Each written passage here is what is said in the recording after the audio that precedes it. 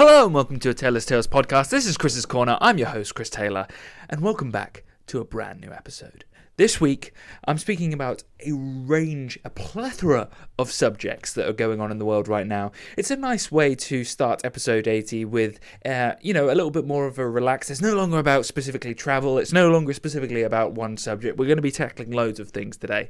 Some of the subjects will be ranging from a little bit of an overview of a dark topic that is currently affecting the world, the war in Russia. I've found some kind of funny facts along the way that kind of made me laugh, but also, shouldn't be making light of a subject that is quite daunting and dark, and the potential of World War III. Talking about the current situation with Chelsea Football Club. Kanye is absolutely nuts. Robert Pattinson being an absolute meme troll, hilarious of what he did to Pete Davidson. The Obi Wan Kenobi teaser trailer. Reacher is god tier. Can't wait to see the new Batman film, and Andrew Garfield has the potential to win the Oscar for Golden Globes, and I'll talk about the movie Tick Tick Boom. So, starting from the beginning, let's get the worst out of the way. The Ukraine invasion, the invasion of Ukraine by Russia. This subject has been talked about to death, just like COVID. It seems that while I was away on holiday, the world decided to go to shit again. It looked like we were going to get a sort of go back to normality after COVID seemed to have slowed down. Countries start to open up, the UK leading the way forward with the relaxation of COVID restrictions, which is really awesome to see, and spearheading the way forward to make the world a better place, and a more, a normal place, a place where we can all get back to enjoying ourselves, living our lives, and, let's be honest, socializing. That's the main thing. One thing that I take for granted is my ability to see friends and family, and also to be able to go travel and meet new people. That was amazing. But one thing that COVID didn't allow us all to do was that ability. And there's still people I know and who I've spoken to recently who haven't been able to see many people, haven't been going out and socializing and getting back into some of the normal routines that so many of us have taken for granted recently. And even more so with this war in Ukraine, Russia coming in and invading. I don't think this is the first time that Russia has, let me get my historical facts in, but this is probably around the 10th time Russia as a country has invaded a nation over the past 100 or so years. My first knowledge, I remember when I did the Russian history podcast, I mentioned during the I can't even remember the last, I can't remember the family's name. This is terrible. This is how long ago that podcast was.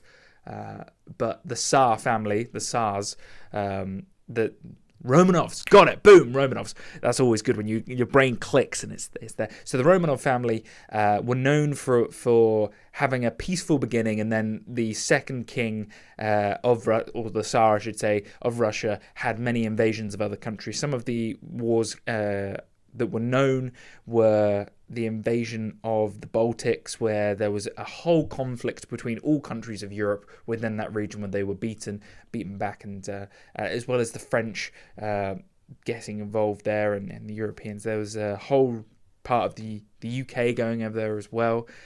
There was the war with Japan, which they lost, which was embarrassing. I talked about that with Nicholas II. Russia, and the invasion of Afghanistan in the 80s as well. Russia has always been involved in war, obviously in World War II as well. They didn't invade, they were invaded. So that was, during a very tumultuous time.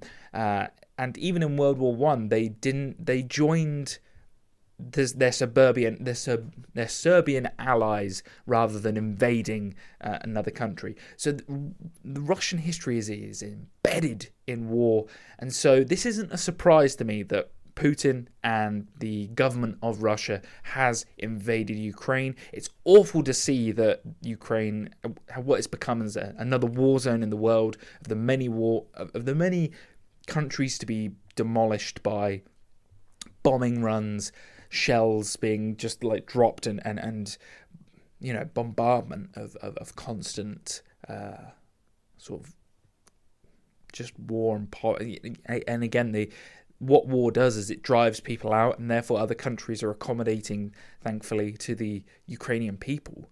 But what it does is these refugees then have to restart their lives as well. It's putting people's lives on hold again. We all thought, oh, poor, everyone, including myself, had that COVID period where our lives were on pause. And now for the Ukrainian people, their lives are on pause for who knows how long. I personally think that never have I seen a nation so vilified in war since the Nazis. This has got to be the greatest unification of countries towards just vilifying a country in general. I can't think of a time where all of these nations basically all said at the same time, shouted, no, this isn't right, we don't back this. Russia has very few allies right now. China is backing Russia, that is it. China's the only backing power behind Russia at the moment. I think every other nation on Earth, basically, every major nation, I should say, is against Russia. And even countries that used to be in the neutral position for all wars, it's bad when Switzerland get involved. That's how bad it is right now. It's bad when Switzerland, a known neutral country for basically its entire existence, is saying that they are against Russia in this and are the ally of Ukraine.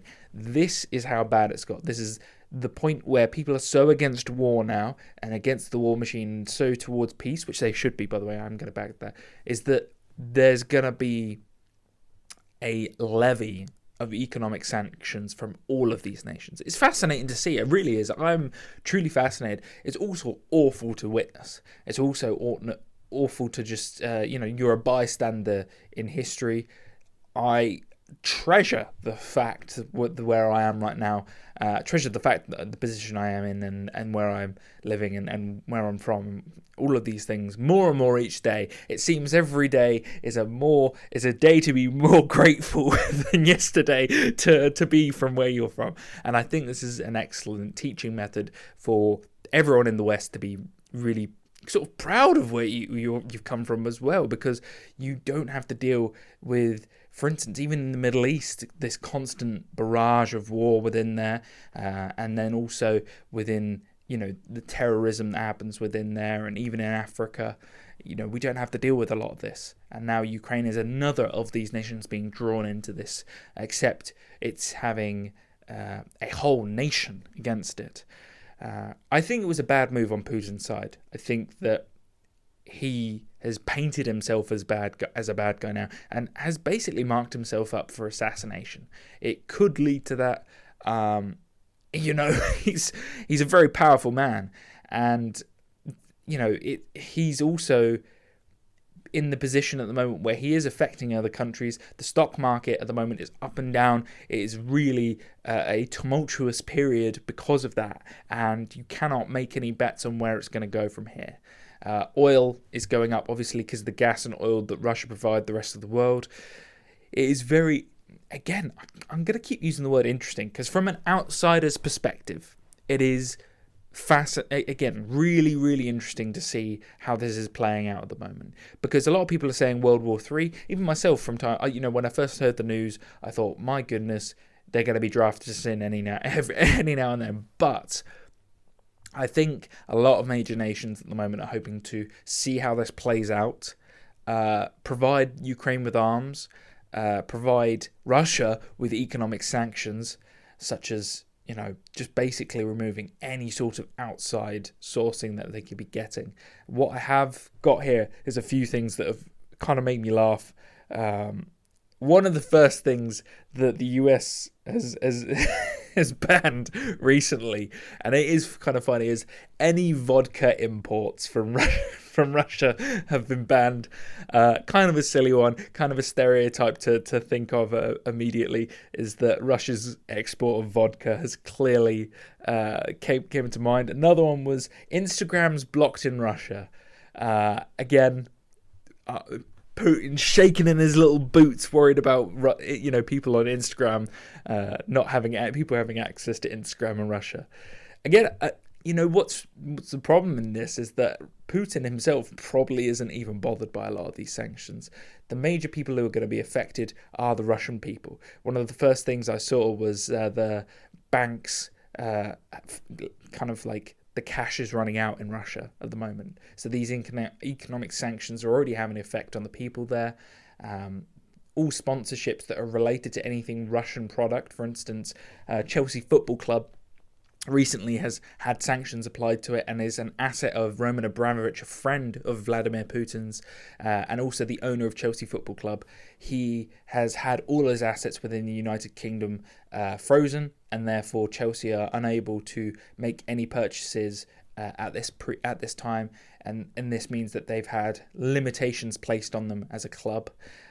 This means that Abramovich cannot sell the club, which he was doing. I think he had an insider within the British government, which he would with the amount of money he has, and he basically got the news that in a month, basically, sanctions were going to be placed against him. He went into a race to remove himself from head of director of the Chelsea Football Club. He then went into the next step of trying to sell the club as quickly as possible before his frozen assets were frozen. However, he wasn't able to do so on time or fire a buyer in time, and now his assets are frozen for the time being, and for as long as the UK government deem it fit to be so, which is a massive power move by the UK government. I have to say, I've never seen anything, because there's a lot of people who say that governments don't do a lot about multi-billionaires, multi-millionaires, all these things, pay enough taxes, all these things.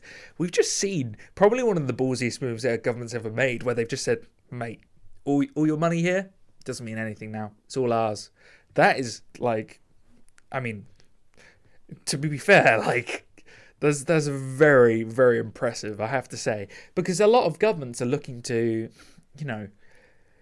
get the investment into the company, and that's why you find so much Russian money within the United Kingdom, is that the investment, as it allows the United Kingdom to prosper to some limit, I should say.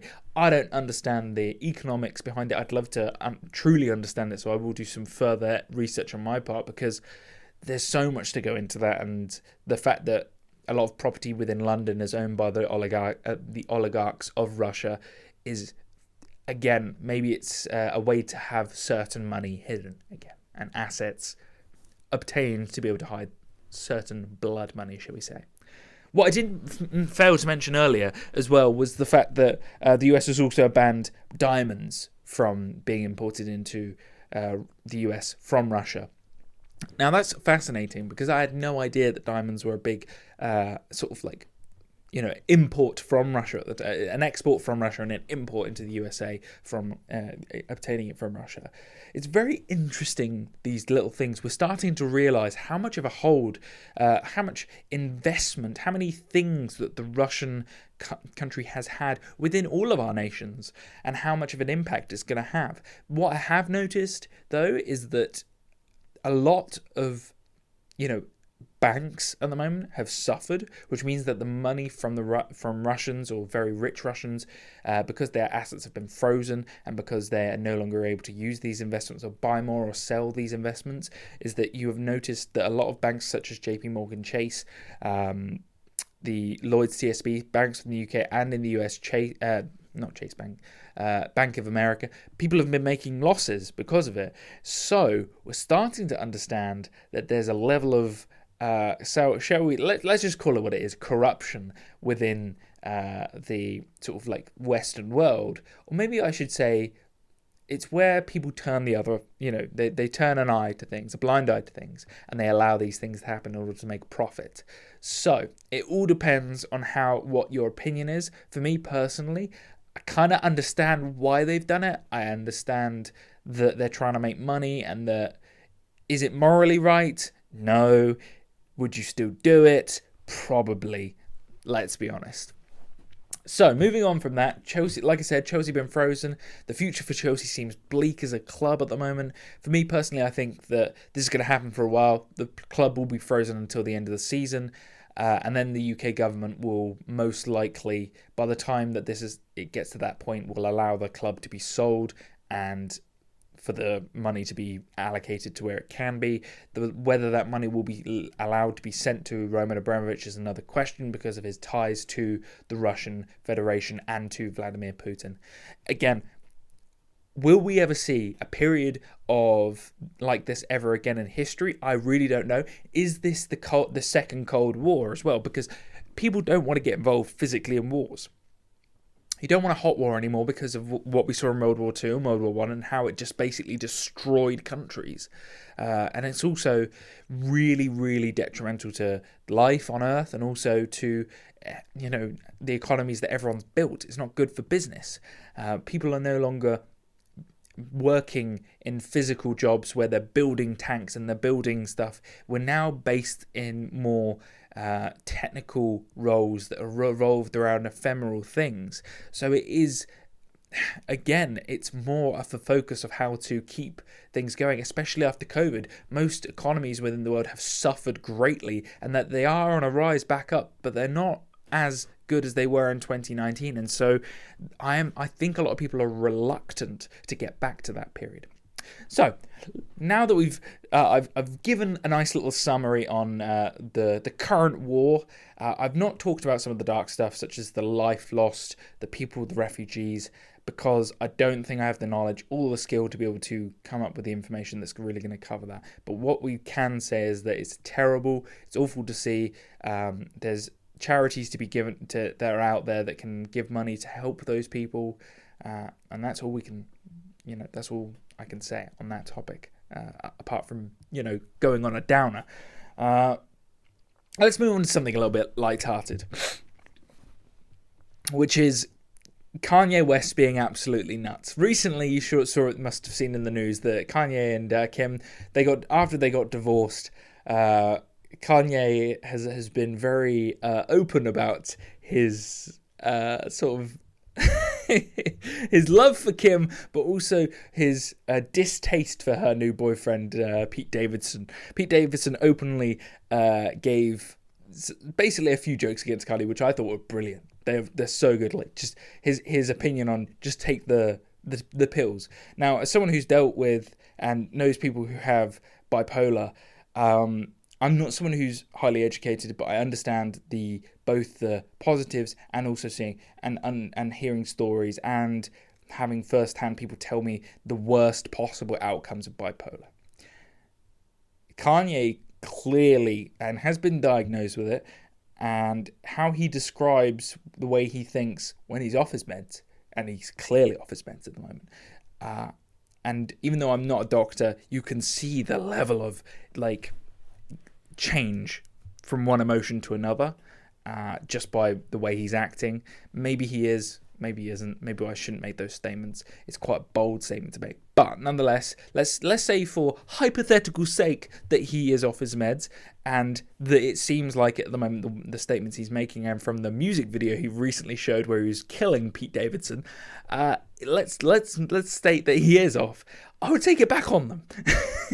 Maybe it stops you from being creative, as creative as if you want to be, but there's also the effect you're having on and the image you're putting out into the world. Like, you have kids, you have an ex-wife who you still have to be cordial with, and actually a gentleman around, a general person. These people are multi-billionaires, but it's really a funny situation to see, because I like Kanye's music. I like the albums he used to put out, and the character that he is, because he is nuts. It's like, oh, Kanye, all at it again with the shenanigans. But it's also kind of at this point now where I'm thinking to myself, my God, man, I think it's time to get back on those modes and calm down and just take some time to have a little bit of perspective. Because the moment you start thinking Pete Davidson, this nicest guy that I've probably one of the nicest guys you'll ever see in the industry, as your quote unquote enemy, it's like, oh no, how far have you fallen, my friend? Fair enough if you didn't like someone 50 Cent, or someone who's actually, someone physically respectable in some way or another. I don't mean Pete Davidson isn't respectable, but he's not like a scary person. Like, he's not somebody who you'd think, oh yeah, he's got beef with him. That's a pretty tough guy. Yeah, that's respectable to have that beef with that person. Not that you should have. You're an adult. You should tackle this in some way or another. But my point being is that, because you're an adult, maybe have it with another adult rather than Pete Davidson, who looks like he's still a child. Coming from a 26-year-old, I know it's pretty harsh, but nonetheless, it's true and it's funny now. It's funny, this whole situation, and a couple of things in this area is that these things that come across the news. By the way, I'm using this subject because I think it's hilarious, not that it's important. The level of things, the Ukrainian war up here, Kanye and all his shenanigans down here on the floor. Okay, right? You hear that? Right on the floor. A total at the bottom of the barrel. Okay, we're scraping the bottom of the barrel right now. But nonetheless, I think it's hilarious. I hope that Kanye gets back on his meds and hope that he restores some sort of respectability to his image to get out of being this guy, because like, he's becoming a meme, man. Like, we're going to be looking back on him as like not an artist, but as somebody who's just like, just a bit of a numpty, really. But yeah, moving on. So, what I said earlier with Robert Pattinson. So, in relation to Kanye and Pete Davidson, they have this beef going on, and Robert Pattinson, I saw this in the news, so I don't know whether it's true, so don't quote me on this, but I did see, and I thought it was really funny, because Robert Pattinson went to Pete Davidson's bar in New York to celebrate the Batman premiere, or not the premiere, but like a party afterwards, and he played Kanye music in his bar all night, apparently. I think that's the greatest meme ever. Like, you go to somebody's bar who who's having trouble with this person right now and is going out of your way to just stir. I think there's a lot. He's got some fun. He's told so many lies as well, Robert Pattinson, and it's so funny if you look back on them. Like, one of them being him saying that he didn't train at all for the Batman movie, so he didn't do any working out basically, and they can quote him back in like 2020 when he said that. It's so funny. And he's just lied about so many things. It's like Andrew Garfield, where he claimed not to be in the new Spider-Man film, just lying through his teeth, which is respectable, because that's what you have to do for some of these things, because the paparazzi and the media are frigging, I was going to say rats, but what I should say is like vultures, really. They're just scraping off the carcass to be able to get any meat they can, or information in this case. Anyway, on to a new topic. Let's talk about one of my favourite things right now that I'm super excited for. It's Obi Wan Kenobi teaser trailer. My goodness, when I saw it, I was so excited. Mainly because I think that Disney has taken this as a serious... The last couple of seasons of The Mandalorian, Boba Fett, and now Obi Wan Kenobi, they are trying to unify all of the content that they've created in terms of Star Wars Rebels, Star Wars Clone Wars, Star Wars... I'm trying to think of any other... Well, also, you've got the Bad Batch as well. Sorry, I messed out the Bad Batch. Star Wars Bad Batch. And the prequels and the original Star Wars franchise together as a real... And they're using every piece of this information, as well as the Star Wars games as well, to put it into these series, because the Inquisitors are within the new Obi Wan Kenobi film, and I love that. I love that they're taking this to be creative, to give something new. I understand that this is using Star Wars, which could be considered as not a new topic or not being creative, but they are using this platform and this new franchise, this new way of looking at Obi-Wan Kenobi as a way to take characters that we haven't seen in the standalone movies, but we have seen in some of the more lesser known series, but are much loved by the fans. And for me personally, I hope that they give the justice for these characters. I really do, because I really enjoyed the Book of Boba Fett. It may have become the Book of the Mandalorian at the end of the series, but I genuinely enjoyed the start to the point before the Mandalorian for Boba. I thought his character development was really interesting. Going from a cold-hearted killer to somebody who is incorporated into the Sand People's way of life, and understanding that in order to thrive and move forward, he would have to create his own tribe, and therefore no longer be a solo killer, because he knew he wouldn't be able to survive because of his time within the Sarlacc pit. And I remember one of my friends telling me that many times, over and over again, that Boba Fett never died in the comic books. And in the books, he survived the Sarlacc pit. He would come out. And that's another thing. They're using some of the book knowledge to their advantage. How awesome is that? So keep doing what you're doing, Disney. I really hope that in Obi Wan Kenobi, you don't just use the Inquisitors. You use some of the stuff that we've seen with... Maybe take some of the characters from Rebels, maybe. Maybe take some of the... I'm trying to think as well. Maybe Starkiller.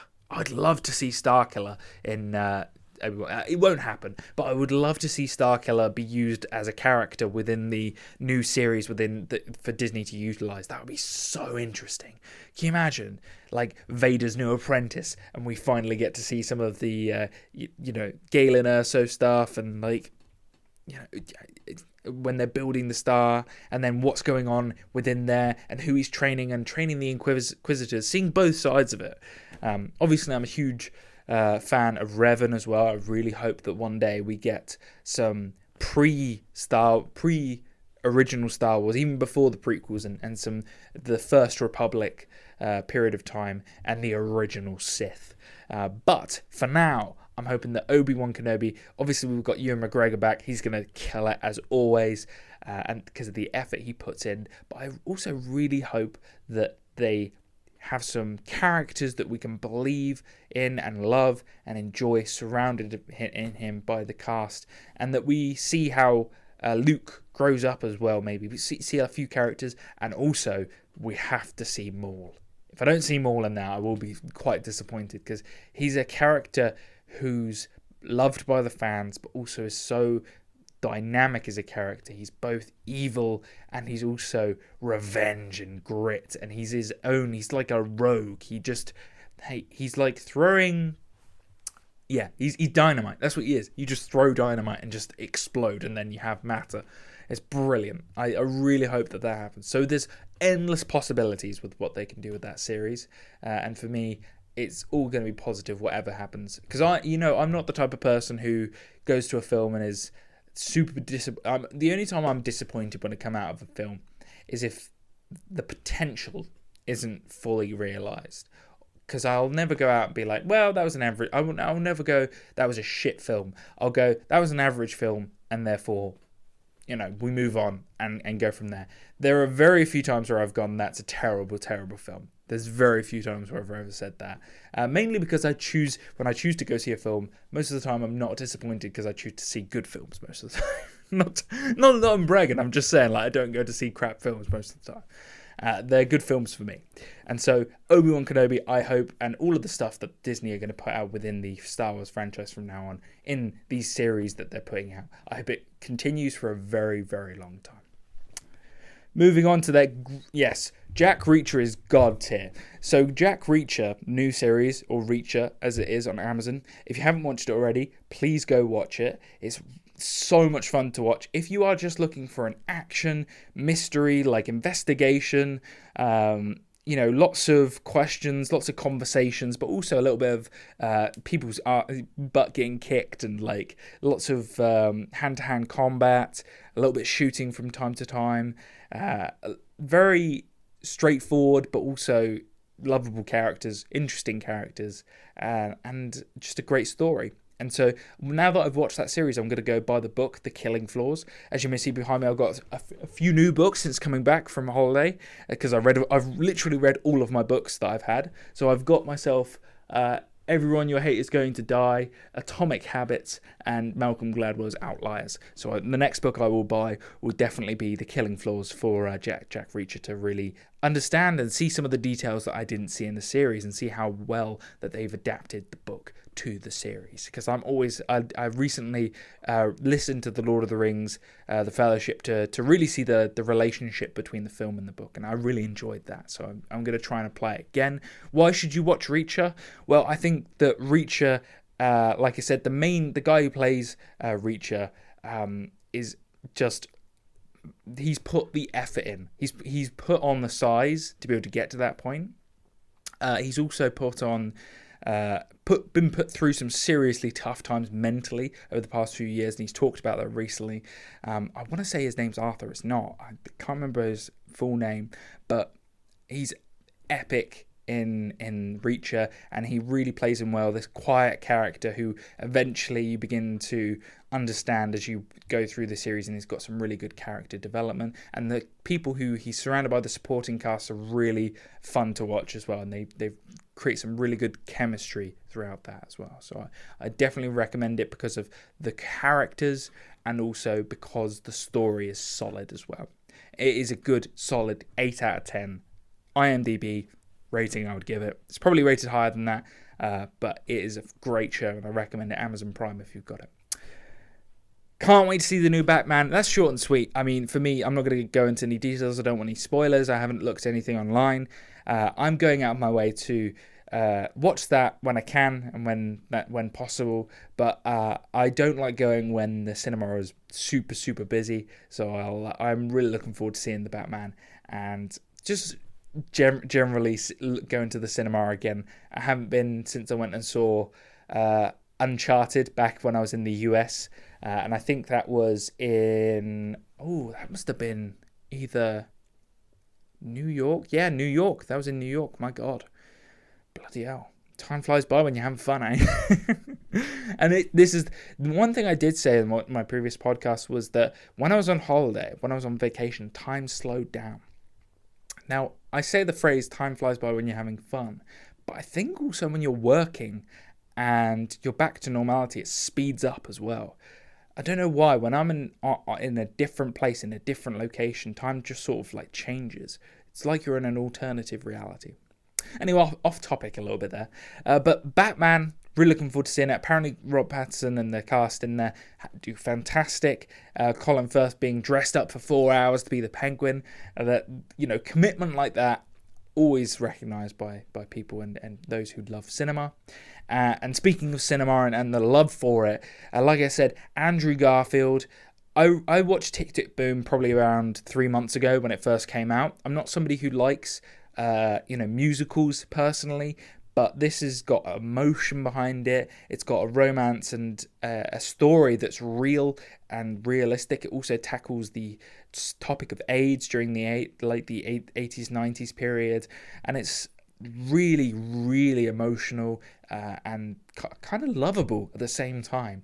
And Andrew Garfield as a character is fantastic because you can relate to him, you can relate to the characters around him, the people around him, his best friend, what they're going through. Because even though you've got the best friend doing the opposite to Andrew Garfield's character, in creativity-wise, he goes into the business side of things and he goes into a life where he's quote-unquote sold out in order to get rich.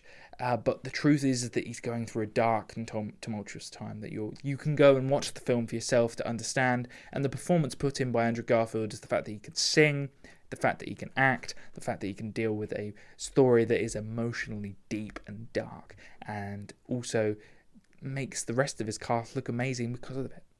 And he deserves, I really hope he does get the Oscar for it. I'm also a big fan of him in The Amazing Spider-Man. He did excellent when the three of them were in the new Spider-Man movie. So I'm really hoping for him and all of these things. And that's all I've got at the moment for all of the topics so far. I hope that the first section of this podcast wasn't too dark for you. If you have made it this far, thank you so much, and that you have got some sort of interesting information about this week and what's going on in the world at the moment. So, this has been a Taylor's Tales podcast. This has been Chris's Corner. I've been your host, Chris Taylor, and as always, I hope to see you this time next week. Bye now.